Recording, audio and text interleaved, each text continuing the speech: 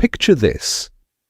You are standing on the ramparts of Delhi, straining your eyes against the morning sun. The ground beneath your sandals is vibrating. It starts as a low hum, like a swarm of bees trapped underground, but within minutes it grows into a rhythmic, thundering earthquake that rattles your teeth. You look at the veteran standing next to you. He isn't checking his sword, he is praying. You look at the horizon and you see a brown stain spreading across the green plains of India, stretching as far as the eye can see. That isn't a dust storm, it is an extinction event. 200,000 Mongols are riding toward you. These aren't just soldiers, they are the architects of the apocalypse. They are the men who burned Baghdad, who turned the rivers of Persia red with blood, and who built pyramids out of human skulls just to send a message. You know the stories. You've heard that they drink the blood of their horses to stay in the saddle for days. You've heard that they don't just conquer cities, they erase them from the map, and now they are here. They haven't come to trade, they haven't come to negotiate, they have come to turn your home into a graveyard. Before diving into these forgotten stories of survival and suffering, if you enjoy learning about the hidden truths of history, consider hitting that like button and subscribing for more content like this. And please comment below to let me know where you're listening from. I find it incredible that we're exploring these ancient stories together from different parts of the world, connected across time and space by our shared curiosity about the past. To understand the sheer terror of this moment, you have to understand who is knocking at the door. It is the year 1299. The Mongol Empire, the largest contiguous land empire in human history, has fractured into massive Khanates, but they haven't lost their appetite for destruction. The Chagatai Khanate, ruling over Central Asia, has looked south at the riches of India and decided it is time to feed. For years, the Mongols have treated India like a bank vault they could rob whenever they pleased. They would ride down from the mountains, burn a few villages, loot the temples, and ride back before the heat killed them. It was a raid. It was business. But this time it is different. This time the man leading them is Qutlugh Khwaja, the son of the Khan. He hasn't brought empty wagons to fill with gold. He has brought siege engineers. He has brought women and children. He has brought the entire apparatus of the state. This isn't a raid. It is a migration. It is an invasion designed to decapitate the Delhi Sultanate and replace it with Mongol rule. They have bypassed the border forts. They have ignored the smaller cities. They have ridden straight for the throat, Delhi. The panic inside the city is absolute. The refugees from the surrounding countryside are flooding through the gates, screaming about the demons on horseback. The streets are choked with carts, livestock, and people desperate to hide behind the stone walls. The merchants are burying their gold. The priests are chanting for salvation. Every military advisor in the capital is saying the same thing: do not fight them. The logic is sound. The Mongols are the greatest land army the world has ever seen. To meet them in an open field is suicide. It is exactly what they want. They want you to come out so they can encircle you, rain arrows upon you, and cut you down like wheat.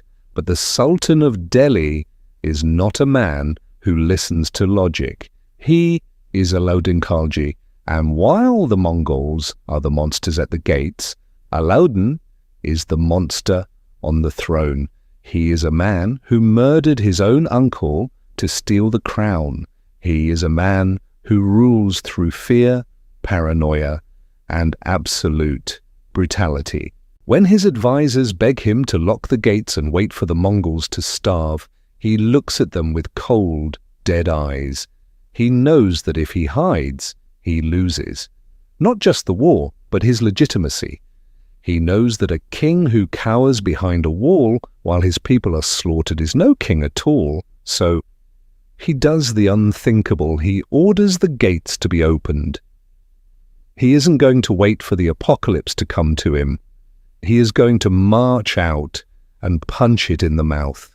To understand why the gates of Delhi opened that morning, you have to look into the eyes of the man who ordered it. And let's be honest, you probably wouldn't want to hold that gaze for long. Alauddin Khalji is not the hero of this story. In any other narrative, he would be the villain. He is a man who didn't inherit the throne. He seized it with a level of treachery that would make Machiavelli vomit.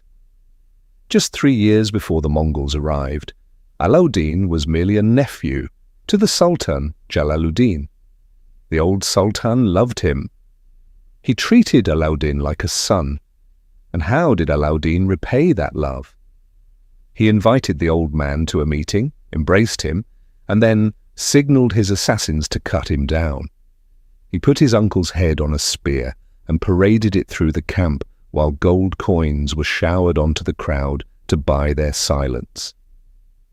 That is the man standing between India and the apocalypse. He is a parricide, a usurper, and a megalomaniac who calls himself Sikandar Sani, the second Alexander. He is paranoid, ruthless, and entirely devoid of empathy. But here is the twisted irony of history. Sometimes a monster is exactly what you need. A noble king, a man of conscience and morality, would have surrendered to the Mongols to save his people from slaughter. A wise king would have paid the tribute. But Alauddin possesses a terrifying form of arrogance that transcends logic.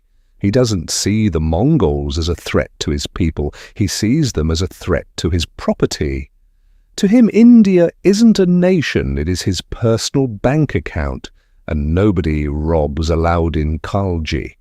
When the intelligence reports came in detailing the sheer size of the Mongol army, 200,000 men, essentially a moving city of death, his advisors were practically on their knees. They quoted the ancient texts. They spoke of the strategic necessity of attrition. They begged him to stay behind the walls of Delhi, secure the provisions, and wait for the summer heat to boil the Mongols alive in their armor. It was the smart play. It was the safe play. Alauddin's response was legendary. He didn't debate tactics. He questioned their manhood. He told them that sovereignty isn't a title you wear. It's a posture you hold. If he hid behind a wall like a frightened child, how could he ever command respect again? He understood something about power that his advisors missed. Power is a performance. If the audience sees you flinch, the show is over. He famously declared that he would march out to Kili and face the Mongols head-on, not because he thought he could win easily, but because the alternative was to admit fear. So he empties the treasury. He rallies every able-bodied man who can hold a spear. He assembles an army that is less of a disciplined force and more of a reflection of his own chaotic ambition. He brings out the elephants, hundreds of them clad in chainmail and tipped with steel. These are his tanks, but his greatest weapon isn't the elephants or the cavalry. It is the sheer, unadulterated audacity of a man who believes he is God's shadow on earth. As the army marches out of Delhi, leaving the safety of the fortress behind, the soldiers aren't marching for love of their country. They are marching because they are more terrified of the man behind them than the monsters in front of them. The stage is set. On one side, the unstoppable force of the Mongol war machine, a hurricane that has leveled civilizations from China to Poland. On the other, the immovable object of Alauddin's ego. To understand why marching out to meet the Mongols was considered a death sentence, you have to stop thinking of them as an army. An army implies logistics, supply lines, and men who want to go home to their families. The Mongols were not an army. They were a force of nature. They were a biological machine designed for a single purpose, human erasure. When Qutlugh Khwaja crossed the Indus River, he didn't bring a ragtag group of nomads. He brought the greatest light cavalry force in the history of warfare, and to an Indian soldier standing in the heat of 1299, looking at a Mongol warrior was like looking at an alien species. Let's break down the mechanics of this nightmare. It starts with the horse. The Mongol steppe pony looks unimpressive. It's short, thick-necked and ugly, but it has the stamina of a marathon runner on steroids. While European or Indian horses needed grain and rest, the Mongol pony could dig through snow to find grass, run for days without stopping, and survive on nothing. And every Mongol warrior had 3 or 4 of them. This meant the army didn't move at the speed of a march. It moved at the speed of a gallop. They could cover 60 to 100 miles a day. They would appear out of nowhere, burn your city, and vanish before you even managed to put on your helmet. Then there is the weapon. The Mongol composite bow is arguably the most lethal piece of technology prior to the invention of gunpowder. Made of horn, wood, and sinew, it took a year to cure and required incredible strength to draw. But when it released, it sent an arrow, flying with enough kinetic energy to punch through chainmail like it was wet cardboard. And they didn't just shoot while standing still. They could hit a bird on the wing while riding at full gallop. They could shoot forward, sideways, and most terrifyingly backward. This was the Parthian shot. Just when you thought you had them on the run, they would turn in their saddles and unleash a storm of arrows into your face. Chasing a Mongol was usually the last thing you ever did. But the real weapon wasn't the bow or the horse. It was the mind. The Mongols perfected psychological warfare centuries before the term existed. They used whistling arrows, arrows drilled with holes that created a terrifying shrieking sound as they flew through the air. Imagine thousands of these screaming projectiles raining down on you, drowning out the orders of your commanders. They coordinated their movements with silent flag signals and drums, moving 200,000 men with the synchronization of a single organism. They were disciplined, they were sober, and they were utterly ruthless. And Qutlugh Khwaja. He wasn't just a raider.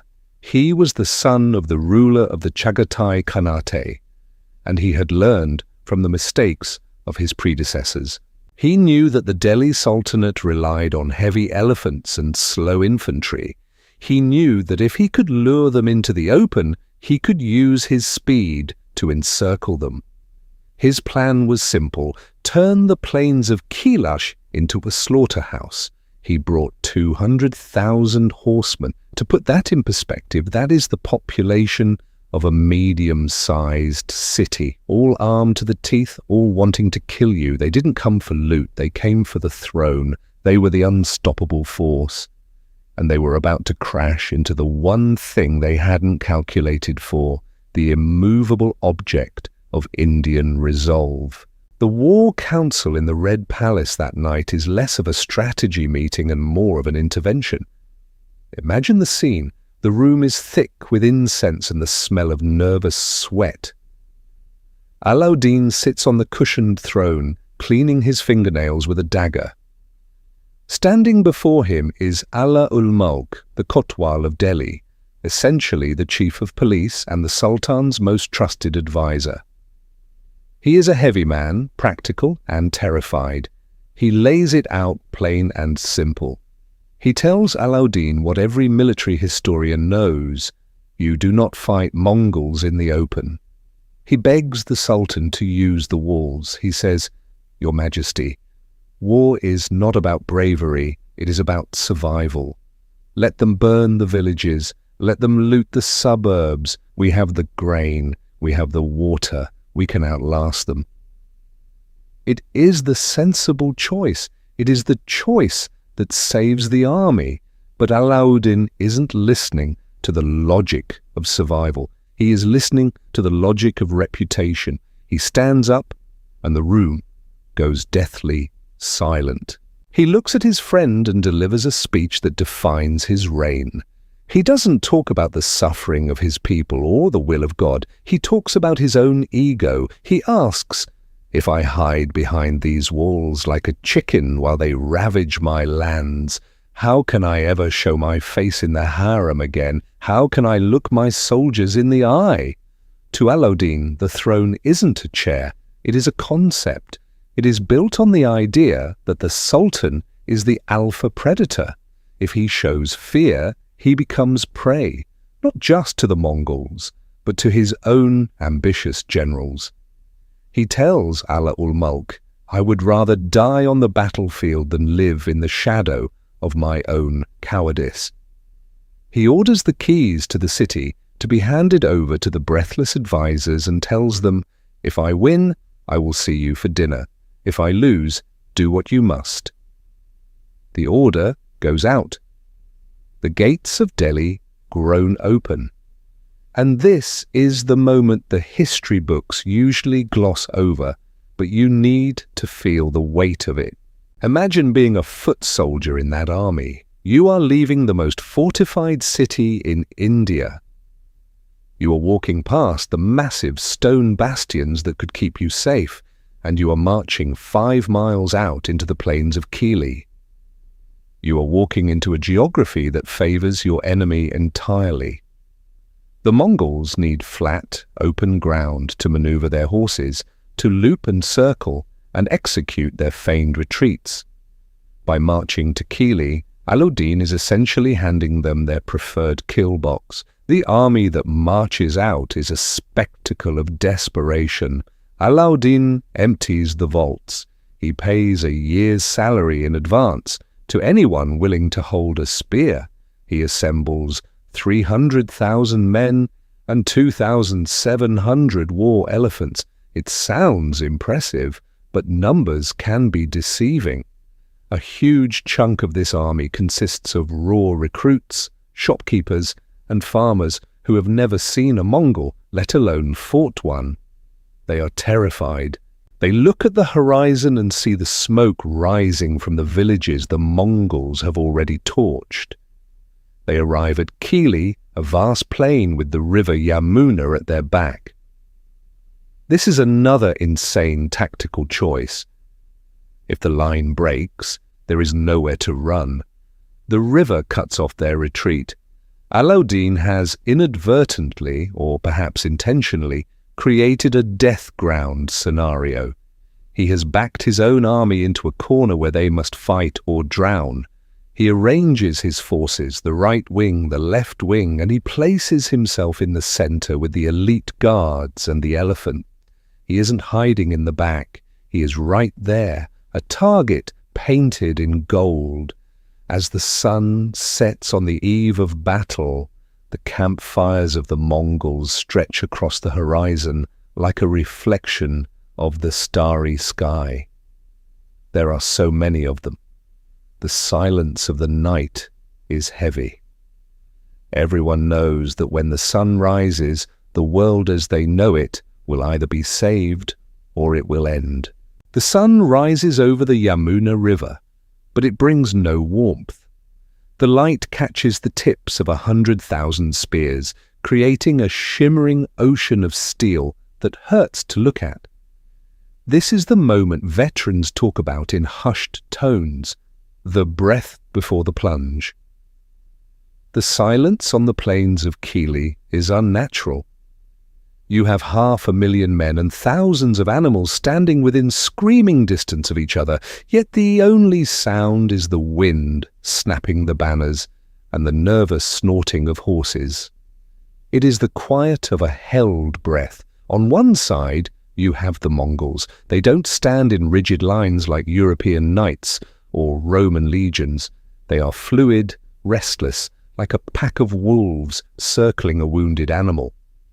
They are checking the wind, calculating the trajectory of their arrows. To them, the massive Indian army doesn't look like a threat. It looks like slow-moving prey. They know that if they can just keep their distance, if they can just keep the death circle spinning, they can bleed this giant beast dry without ever getting a scratch. On the other side, Alauddin Khalji has deployed his forces in a traditional formation that screams brute force. He commands the center, surrounded by his elite household guards, and the most terrifying weapon in the medieval Asian arsenal, the war elephant. Picture a creature the size of a small house, drunk on rice wine to make it aggressive, clad in plate armor with swords attached to its tusks. Now multiply that by hundreds. These aren't just animals, they are biological tanks. The Mongols hate them, horses hate them. The smell of an elephant alone is enough to send a steppe pony into a panic. This is Alauddin's bet that mass and terror can overcome speed and precision. On the left wing stands his brother, Qutlugh Khan. On the right wing stands the hero of our next chapter, General Zafar Khan. The air is thick with the smell of sweat, leather, and impending violence. The strategy for Delhi is simple. Hold the line. Do not chase the ghosts. Let the Mongols break themselves against the wall of elephants. It is a game of discipline. But discipline is a fragile thing when arrows start raining down from the sky. And then it begins. It doesn't start with a roar, but with a hiss. The Mongol vanguard rides forward, testing the range. They release a volley, and the sky turns black. The sound of thousands of arrows hitting shields and armor sounds like heavy rain on a tin roof. Men scream. Elephants trumpet in pain. The front lines of the Delhi army buckle, but they don't break.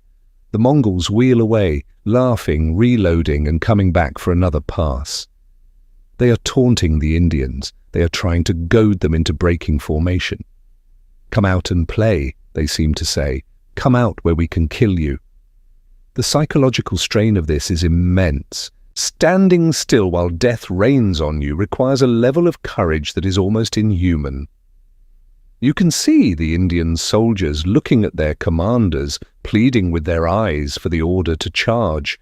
They would rather run forward and die fighting than stand there and die waiting. The ground between the two armies is starting to fill with bodies, the grass turning slick with blood. The killing fields of Kili are open for business, and the currency is human life. The tension is stretching so tight that something has to snap. And on the right wing, Zafar Khan is watching his men bleed, and his patience is evaporating like water on a hot stone. There is a specific kind of madness that takes over a general when he watches his men die for nothing. Zafar Khan, the commander of the right wing, is not a man built for patience. He is known as the Rustam of the age, named after the legendary hero of Persian mythology. He is the greatest warrior in India, a man who eats iron and spits fire. And he is currently watching his soldiers get turned into pincushions by a faceless enemy that refuses to fight like men. The Mongols are playing with him. They ride in, shoot, and ride out. It is death by 1,000 cuts. Zafar Khan looks at the main army. Alauddin is holding the center, immovable, sticking to the plan. But Zafar realizes that if they stand here any longer, there won't be an army left to command. So, without waiting for the Sultan's permission, without sending a messenger to coordinate with the left wing, Zafar Khan does what heroes do in songs and what idiots do in real life. He snaps. He draws his sword, screams the order to charge, and launches the entire right wing of the Indian army forward. If you have ever wondered what happens when a sledgehammer hits a plate of glass, you are about to find out. The Mongol left wing, commanded by Hijlak, isn't expecting a suicide charge. They are light cavalry, fast, unarmored, designed for skirmishing. Zafar Khan is leading heavy cavalry and elephants. When the two lines collide, physics takes over. The impact is catastrophic for the Mongols. The Indian heavy horsemen smash through the Mongol lines like they are made of paper. The elephants trample ponies and riders into a paste. For the first time in decades, the Mongols are the ones feeling the fear.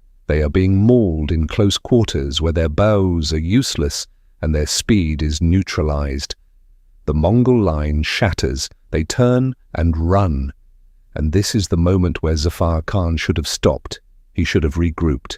He should have wheeled his men around and smashed into the exposed flank of the Mongol center. If he had done that, the battle would have been over in an hour. But Zafar Khan is drunk on something more potent than wine. He is drunk on the victory disease. He sees the backs of the invincible demons. He sees them fleeing in terror. And the bloodlust takes the wheel. He orders the pursuit. This is no longer a battle. It is a hunt. Zafar Khan and his elite cavalry chase the fleeing Mongols for 18 miles. Let that sink in. 18 miles. They ride past the safety of their own lines. They ride past the point of no return. They ride until the main Indian army is just a speck of dust on the horizon behind them. Zafar thinks he is routing the enemy. He thinks he is driving them back to Central Asia single-handedly. He is cutting down stragglers, cheering, feeling the wind in his hair, convinced that he has just won the greatest victory in the history of the Sultanate. He doesn't realize that he hasn't won anything. He doesn't realize that the Mongols aren't running because they are scared. They are running because they are fishing. And Zafar Khan, the tiger of India, has just swallowed the hook, the line, and the sinker. He is galloping deeper and deeper into the desolate terrain, isolating himself from help, tiring out his horses, and separating himself from the only man who could save him, Alauddin. But back at the main camp, Alauddin isn't sending reinforcements. He is watching the dust settle, his face unreadable. Perhaps he is relieved. After all, a dead hero is much less of a threat to the throne than a living one. 18 miles. That is the distance between glory and the grave. That is how far Zafar Khan has ridden away from the safety of the main army. His horses are blowing hard, their flanks heaving with frothy sweat. The adrenaline that fueled the charge is beginning to fade, replaced by a dull, aching realization. You can imagine the moment the victory disease breaks. Zafar pulls on the reins, looking around at the scrubland. The dust is settling, and suddenly the fleeing Mongols aren't fleeing anymore. They stop. They don't scatter in panic. They wheel around with the terrifying precision of a murmuration of starlings. This is the oldest trick in the steppe playbook. The Romans fell for it at Karhai. The Europeans fell for it at Liegnitz. And now Zafar Khan has fallen for it at Kili. It is the feigned retreat. The Mongols were never running for their lives. They were simply leading the bull into the slaughterhouse. As Zafar's men try to regroup, fresh Mongol Tumans, units of 10,000, emerge from the ambushes in the ravines. They were waiting. They had been waiting for hours. The trap snaps shut with a metallic clang. Zafar Khan looks back toward Delhi. He expects to see the dust cloud of Alauddin's main army coming to his rescue. He expects to see his brother, Qutlugh Khan, riding to support the flank. But the horizon is empty. The silence is deafening. And in that moment, the tiger of India realizes the cold political truth. He hasn't just been outsmarted by the Mongols, he has been abandoned by his sultan. Alauddin Khalji, the man who murdered his own uncle, isn't going to risk his throne to save a general whose popularity was starting to rival his own. Zafar is on an island, and the tide is coming in. The Mongol commander, Qutlugh Khwaja, rides out. He sees that Zafar is surrounded. The Mongols respect strength above all else, and they have seen how Zafar fought. According to the chronicles, Qutlugh Khwaja actually offers him a way out. He shouts across the gap, "Come with me to my father. He will make you a king greater than the one you serve. Why die for a man who leaves you to rot?" It is a tempting offer. Zafar knows he is dead. He knows his king has betrayed him. He could flip sides, survive, and probably return to burn Delhi to the ground himself. But Zafar Khan is a relic of a different age. He looks at the Mongol prince and delivers a line that history has etched in stone. He yells back, "I do not fight for a man, I fight for the soil under my feet. And as for your father, tell him he will not take Delhi while I still draw breath."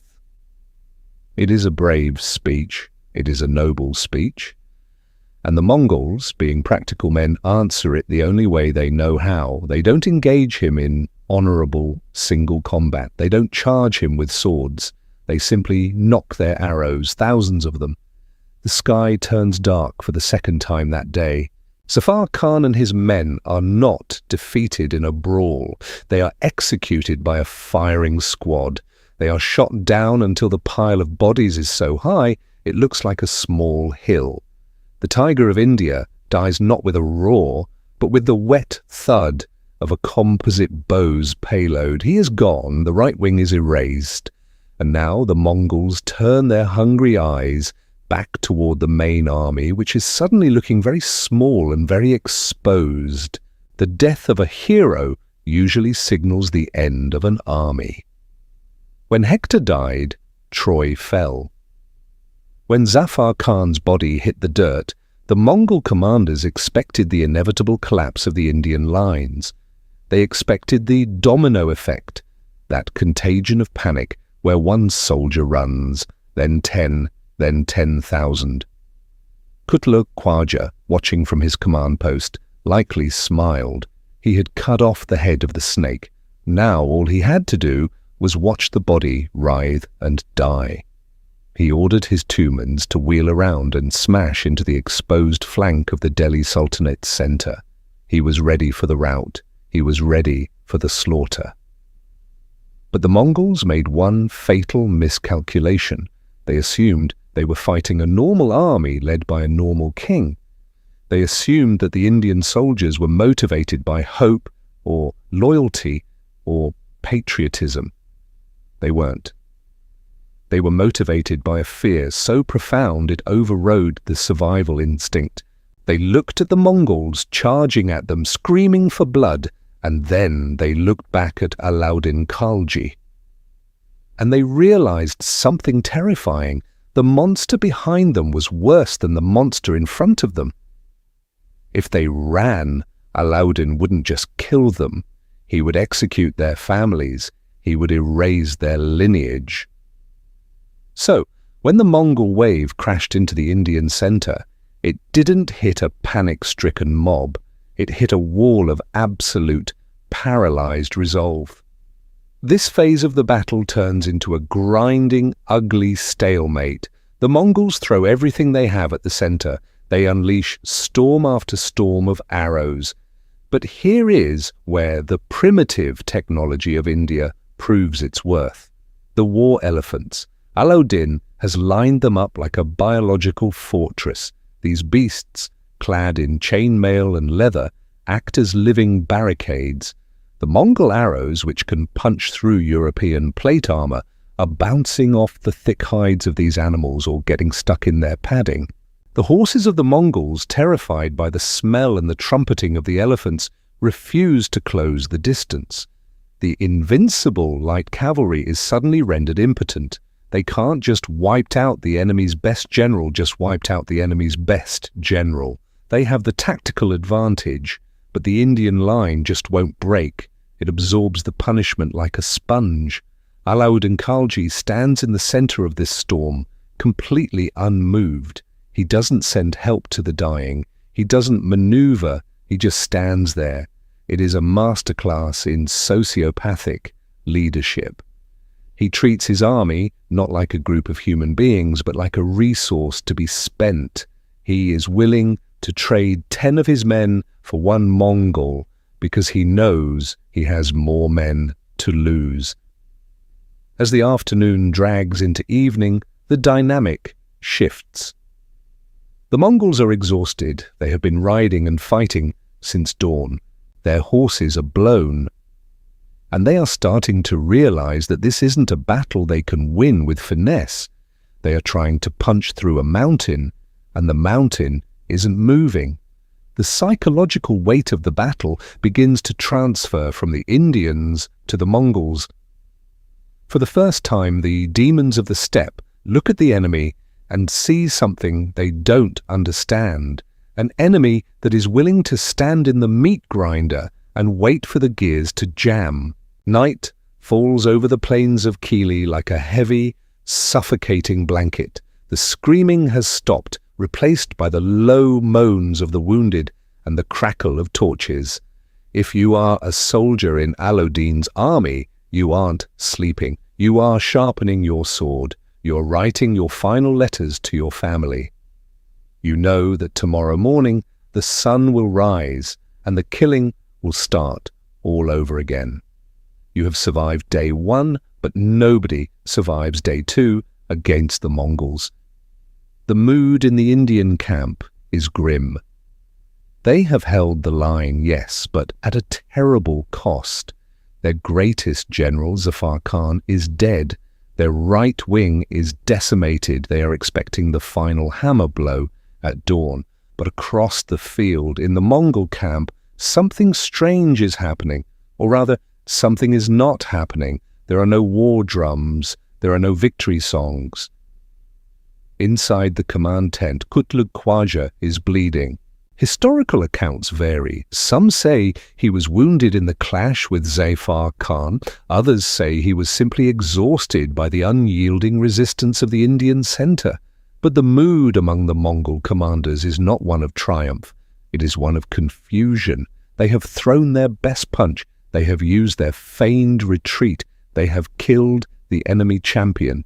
And yet the Delhi army is still standing there, immovable, like a stubborn rock in a river. This is where the Mongol mindset differs from the European or Indian mindset. To a medieval knight, retreating is a disgrace. To a Mongol, retreating is a business decision. They are pragmatists. They look at the ledger. On one side, the potential plunder of Delhi. On the other, a meat grinder that has already cost them thousands of horses and men. They realize that even if they win tomorrow, they will be too weak to hold the city. They are thousands of miles from home, deep in hostile territory, facing a maniacal sultan who is willing to burn his own kingdom to the ground rather than surrender. So, under the cover of darkness, the invincible army does something they almost never do. They quit. They don't rout. They don't panic. They simply pack up and leave. It is a ghost move. They muffle the hooves of their horses. They leave their campfires burning to create the illusion that they are still there. They slip away into the blackness of the night, moving with that terrifying speed that defines them. By the time the first rays of sunlight hit the battlefield, they are already miles away, heading back toward the mountain passes of Afghanistan. Imagine the scene at dawn. The Indian soldiers brace themselves. They tighten their grips on their spears. They wait for the thunder of hooves. They wait for the arrow storm, but there is only silence. The mist clears and the plain is empty. The city of death that was the Mongol camp has vanished. At first, nobody moves. Alauddin Khalji, paranoid as ever, suspects a trap. He keeps his army in formation for hours, waiting for the ambush. But slowly, the realization sinks in. They aren't hiding, they are gone. The apocalypse came to the front door, knocked, realized nobody was home, and left. It is the most anticlimactic victory in the history of Indian warfare, but it is also the most important. Delhi is saved not by a final heroic charge, but by the simple, cold fact that the Mongols did the math and decided India wasn't worth the price of admission. The sun rises on the second day, but there is no battle. There is only the stench of death and the cawing of vultures circling the feast Zafar Khan prepared for them. The Mongols are gone. The storm that would end the world has dissipated into the dry air of the subcontinent. Alauddin Khalji returns to Delhi not as a savior, but as a god. He has done what no other king in the world could do. He stared down the full might of the Chagatai Khanate and didn't blink. But here is the final, bitter twist of the knife. If this were a movie, Alauddin would have built a monument to Zafar Khan. He would have sung songs about the brave general who sacrificed his life to save the army. But this isn't a movie. It's history. And history is cold. Alauddin was secretly relieved that Zafar was dead. Zafar was too popular, too brave, too much of a threat to the Sultan's own ego. In the official chronicles of the court, Zafar's sacrifice was minimized. The Sultan didn't want the people to love a dead martyr. He wanted them to fear a living tyrant. And fear him they did. After Kili, Alauddin didn't relax. He became the ultimate police state dictator. He decided that the reason the Mongols almost won was because his people were too wealthy and too rebellious. So he confiscated property, banned social gatherings, and created a spy network so efficient that people were afraid to speak inside their own homes. He saved India from the Mongols only to turn it into a prison for his own subjects. But step back for a second, look at the map. If Zafar Khan hadn't charged that day, if Alauddin had stayed behind the walls, the history of the world would look radically different. A Mongol India would mean no Delhi Sultanate, no Mughal Empire later on, no Taj Mahal, no synthesis of Persian and Indian culture. The entire genetic and cultural trajectory of South Asia was preserved because one psychopath refused to hide and one hot-headed general refused to retreat. It forces us to ask an uncomfortable question. We like our heroes to be good people. We want them to be noble, kind and just, but the Battle of Kili teaches us that sometimes civilization isn't saved by the saints, it is saved by the monsters. It is saved by the men who are arrogant enough to think they can fight the apocalypse and ruthless enough to sacrifice their own friends to do it. Alauddin Khalji was a murderer, a usurper, and a tyrant. But on that day, in 1299, he was exactly what India needed. If you found this deep dive into the brutal reality of medieval survival fascinating, please destroy that like button. Just like Zafar Khan destroyed the Mongol left wing, it really helps the channel's algorithm. Make sure to subscribe and hit the bell icon so you don't miss our next documentary. And I want to hear from you. Do you think Zafar Khan was a hero for charging or a fool for falling into the trap? Was Alauddin right to sacrifice him? Let me know your thoughts in the comments below. If you want to see what happens when a great empire finally does fall to the barbarians, click the video on your screen right now to watch our documentary on the fall of Rome. Or if you want more stories from the East, click here to see how the samurai stopped the Mongols not once, but twice. I'll see you there.